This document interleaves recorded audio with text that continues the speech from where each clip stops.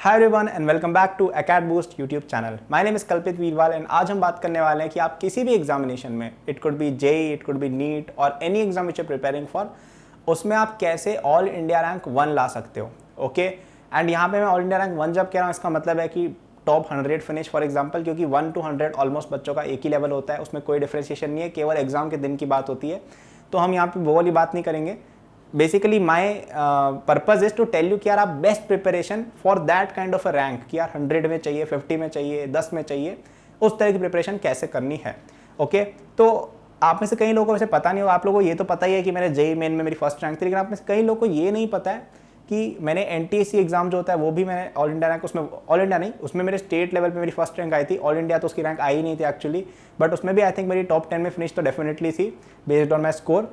और मैंने NSO exam जैसे उसमें मेरी इंटरनेशनल में टॉप 10 में रैंक आई हुई है लगातार 4 बार, 9, 10, 11, 12 में।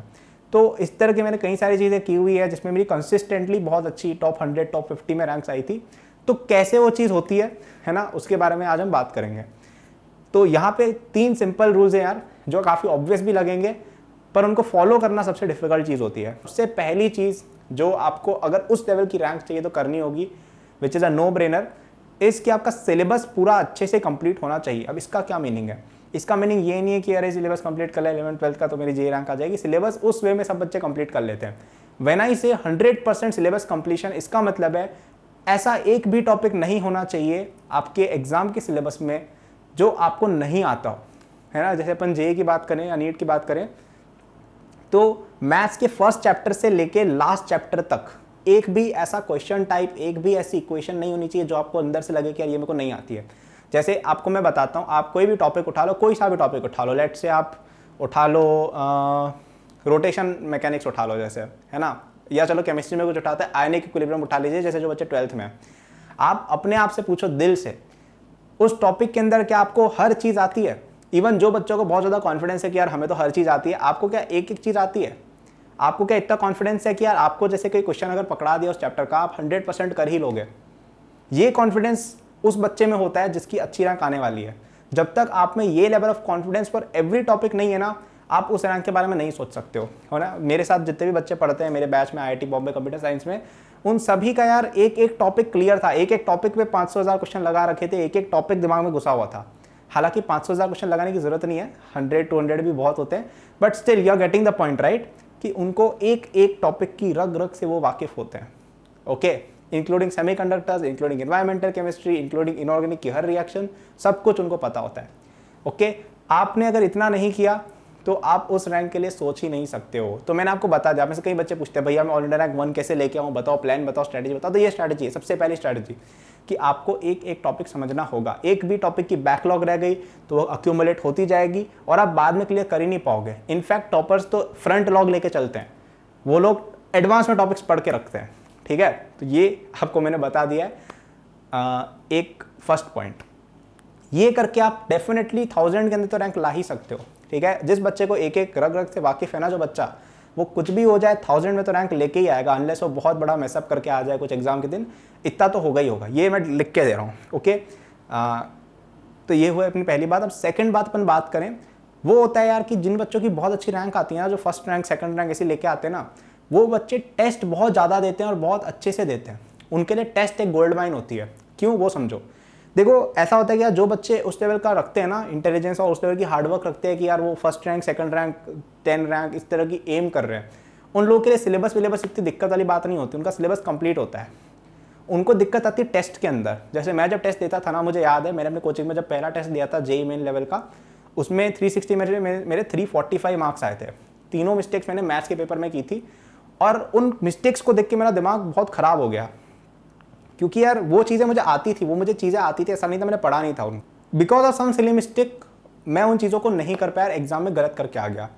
तो मेरे दिमाग में वो इतना अच्छे से रजिस्टर हो गया, फिर मैंने उस तरह की मिस्टेक्स कभी की ही नहीं, और फिर वो इंप्रूवमेंट होता गया, है ना। मेरे स्कोर यूजुअली 320 से 340 इस तरह का रहता था टेस्ट में, तो वो इंप्रूवमेंट होते गई और मार्क्स बढ़ते गए और फाइनली जाके अच्छे मार्क्स हो गए। समझ लो क्या कह रहा हूँ मैं। तो टेस्ट उनके लिए गोल्ड माइन होता है। तो आपका सिलेबस कंप्लीट होना इज नॉट इनफ। अगर आपको उस लेवल की रैंक चाहिए, then you need to complete a lot of test. आपको बहुत सारे टेस्ट लगाने होंगे, उसके अंदर आपको देखना होगा कि मैं कहाँ कहाँ मिस्टेक कर रहा हूँ। मैं जब भी पेपर देता था ना, मैं बहुत देर एनालिसिस में लगाता था। मैं एनालिसिस करके, पहली बात देखो, आपका सिलेबस कंप्लीट होगा तो आपके आराम से 70-80% तो आ ही जाएंगे एग्जाम में। 30% क्वेश्चन का एनालिसिस करना है, वो बहुत टाइम टेकिंग भी नहीं होता और आप डीप में घुस सकते हो, है ना। तो आप टेस्ट में जाके यार एकदम खोल खोल के देखो कि यार ये क्वेश्चन क्यों गलत हुआ, है ना। पूरी टेबल बनाता था मैं कि यार इसमें क्या मेरे को कॉन्सेप्ट नहीं आता था, क्या इसमें मैंने सिली मिस्टेक कर दी, क्या इसके लिए टाइम नहीं मिला, क्या मैंने गलत फॉर्मूला यूज़ कर लिया, क्या मुझे रिएक्शन ही याद नहीं थी। ऐसे में टेबल बना के देखता था कि कहाँ गलती हुई है। सबसे ज़्यादा बुरा तब लगता था जब कॉन्सेप्ट ही गलत समझा होता, तो मैं उसी समय जाके पढ़ता था कि यार क्या कॉन्सेप्ट गलत हुआ, कैसे हुआ, क्यों हुआ। ओके, फॉर्मूला रिएक्शन याद नहीं तो उसी समय बैठ के रखता था कि भाई क्या है ये रिएक्शन, याद करो इसको, है ना। और जहाँ पे सिली मिस्टेक आ रही है वहाँ पे मैं मैकेनिज्म डिवाइस करता था कि यार ये सिली मिस्टेक कैसे एलिमिनेट हो। फॉर एग्जांपल, मैं जब 11th क्लास में था तो मैं एक तरह के क्वेश्चन में बहुत ज़्यादा मिस्टेक किया करता था।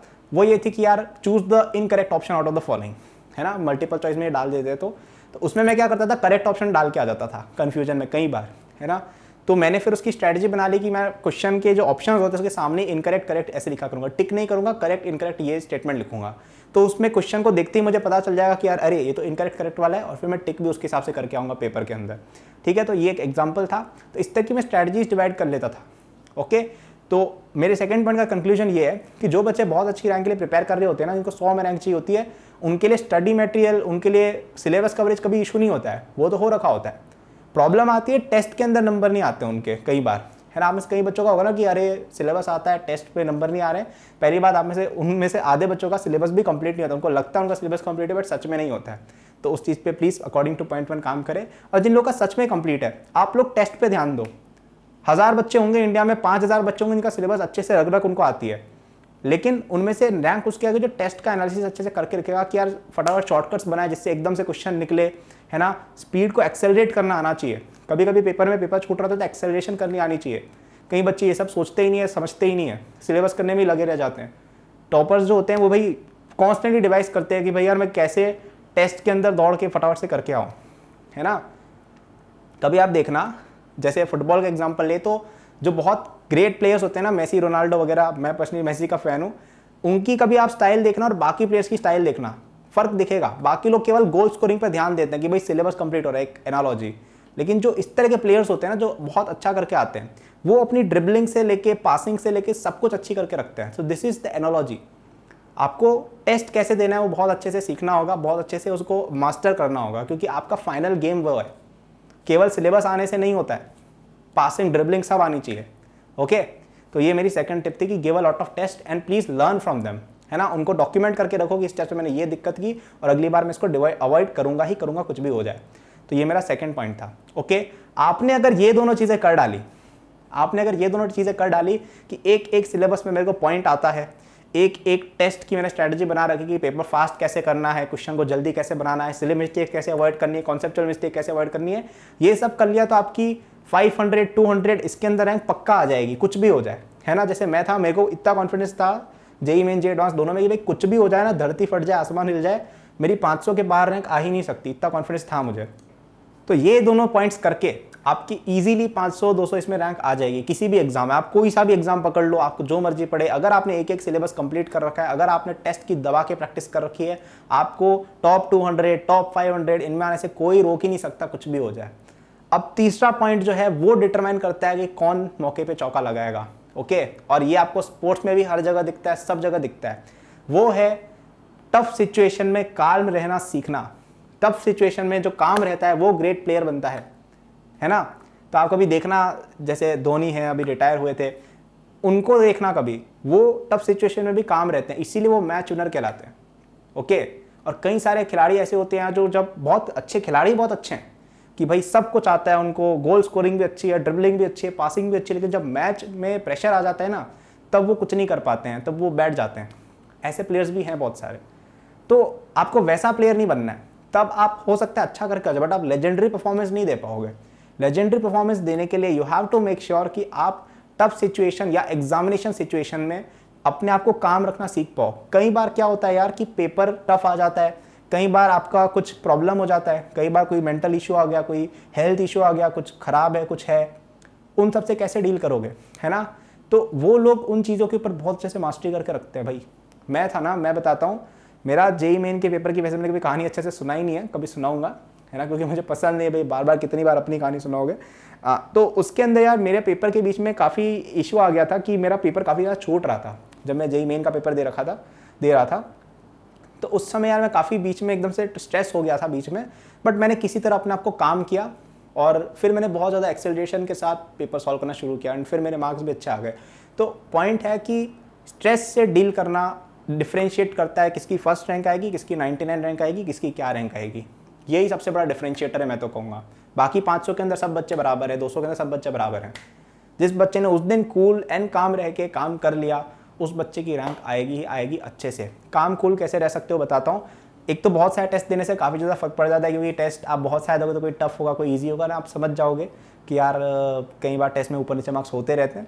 सेकंड चीज़ ये भी यार कि आप अगर इस तरह का एक एटीट्यूड रखोगे ना कि यार ये सब हम फन के लिए कर रहे हैं, मज़े के लिए कर रहे हैं। जैसे मैं अपना पर्सनली बताता हूँ, मैंने आज तक किसी भी एग्जामिनेशन इंक्लूडिंग टुडे, आज भी मैं अपनी खुद की कंपनी रन करता हूँ, मैं अपनी IIT बॉम्बे में कंप्यूटर साइंस पढ़ रहा हूँ। आज तक मैंने कभी भी अपनी कोई भी परसूट को, कोई भी गोल को ऐसे नहीं देखा कि यार ये गोल है इसको करना है। मुझे जिस चीज़ में इंटरेस्ट आता है मैं करता जाता हूँ और अपने आप सक्सेस मिलती है। मैंने कभी बहुत ज़्यादा ऐसे ऑब्सेशन नहीं रखा एकेड बूस्ट के बारे में भी, जो भी मैं कर रहा हूँ यूट्यूब पे वॉटेवर, मैंने कभी ऐसी ऑब्सेशन नहीं रखी कि भाई सब्सक्राइबर बहुत ज़्यादा आ जाए, इतना रेवेन्यू आ जाए, इतने कस्टमर्स आ जाए, इतनी सेल्स हो जाए। मैं ऐसे टारगेट नहीं रखता हूँ। मुझे बस पसंद है, मैं गेम खेलता जाता हूँ, वीडियोस बनाता जाता हूँ, बोल देता हूँ कि भाई एकेड बूस्ट पे मेरे आप लर्निंग प्लेटफॉर्म है, वहाँ पे आप सब्सक्राइब कर सकते हो, इंडिया का मोस्ट अफोर्डेबल है, वहाँ पे मैं खुद भी पढ़ाता हूँ, बाकी IIT टीचर्स पढ़ाते हैं। मैं बच्चों को बोलता हूँ, डिस्क्रिप्शन में लिंक दिया है, बच्चे खुद जाके लेते हैं। ओके, पहले भी मैं जेई के लिए पढ़ता था, तो मैं जेई के लिए नहीं पढ़ता था कभी। मुझे फिजिक्स मैथ्स पसंद थी, फिजिक्स मैथ्स पढ़ता था, बायोलॉजी भी पढ़ता था, एस्ट्रोनॉमी भी पढ़ता था, बहुत चीज़ें पढ़ता था। अपने आप रैंक आ गई, अपने आप the score takes care of itself. Okay, खेलते जाओ बस गेम को अच्छे से।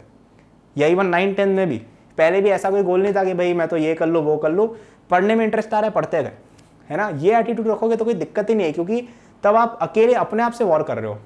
अगर आप ऐसा टारगेट रखोगे कि मेरे को जेई रैंक 1 लानी है, तो आप 12 लाख लोगों से वॉर कर रहे हो। लेकिन अगर आप ऐसा सोचोगे कि यार मुझे अपना बेस्ट देना है, तो आपका केवल वॉर खुद से है। 12 लाख लोगों को हराना मुश्किल है, खुद को हराना ईजी है, और उससे आप आगे ज़्यादा बढ़ोगे, देखना।